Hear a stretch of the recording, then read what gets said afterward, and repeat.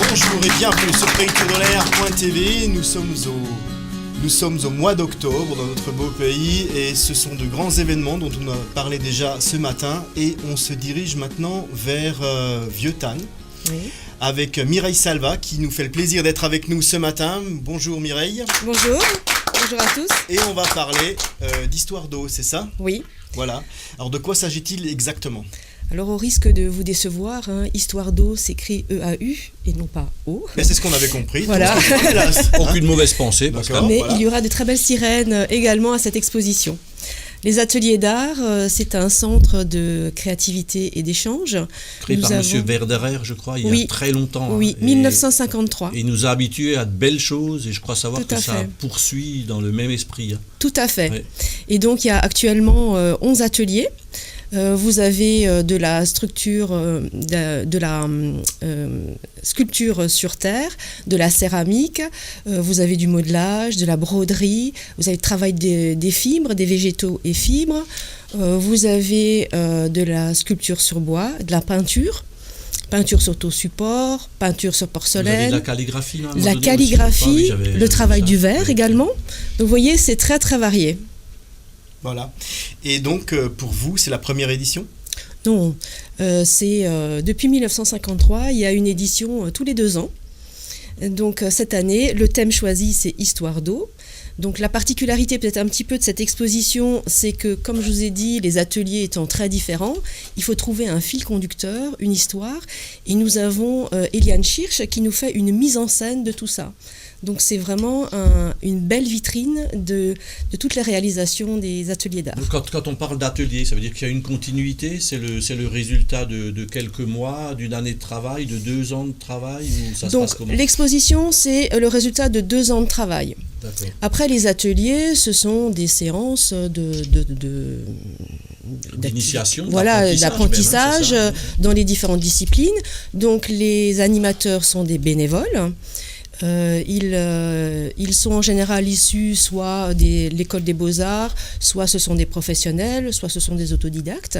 Donc ils consacrent leur temps pour transmettre leur savoir-faire. Alors moi, ce que je trouvais intéressant, parce que j'essaie d'y aller assez régulièrement, c'est qu'il y a une ambition, mais c'est pas une ambition, je veux dire, commerciale ou prise de tête, je veux dire, c'est pas une course au résultat. Mais je veux dire, on est tiré vers le haut, quoi. Je veux dire, on n'est pas dans la petite poterie que je ne dénigre pas. Hein. Chacun fait ce qu'il a envie de faire et ce qu'il est capable de faire.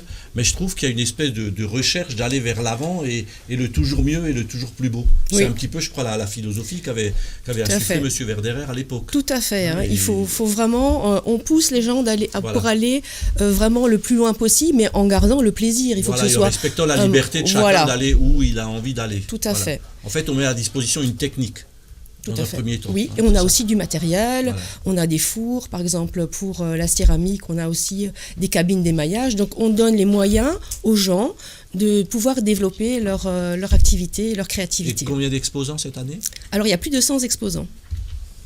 Plus de 100 exposants. Et une autre particularité aussi, c'est que chaque exposant fait un don à l'association d'un des objets qu'il a créés. Et ces objets sont mis en vente lors de l'exposition et tout public peut acquérir ces objets pour un prix tout à fait raisonnable. 100 exposants, ça prend de la place. Vous faites ça où, à Vieux-Tannes ? C'est à Vieux-Tannes, à la Sapinette. Donc c'est derrière la mairie. C'est au sous-sol d'une école, non ? Oui, c'est au rez-de-jardin de l'école La Sapinette. Et pour se garer, il y a un parking juste en face, donc il n'y a aucun problème pour y accéder.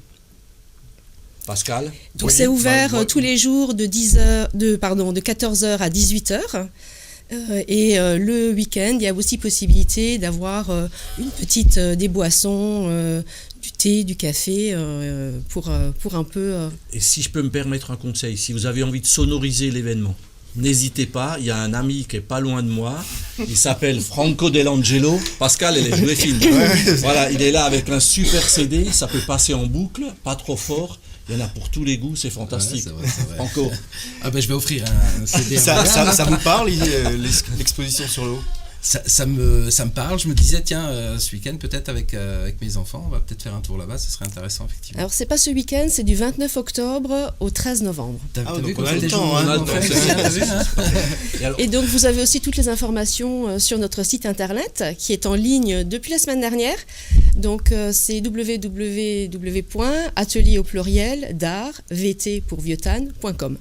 Et alors, je ne veux pas m'imposer, je ne veux pas donner de conseils, mais je fréquente des restaurants, des hôtels qui ont, disons, qui font un travail de mécène. Et je trouverais très sympa.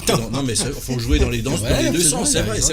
On peut très bien imaginer que l'Hôtel de l'Ange expose des artistes, des ateliers d'art, et en parallèle, bien sûr, les musiciens font venir des gens et découvrir le travail d'artistes, sculpteurs, plasticiens, à des gens qui aiment la musique et qui peuvent aller vers d'autres choses.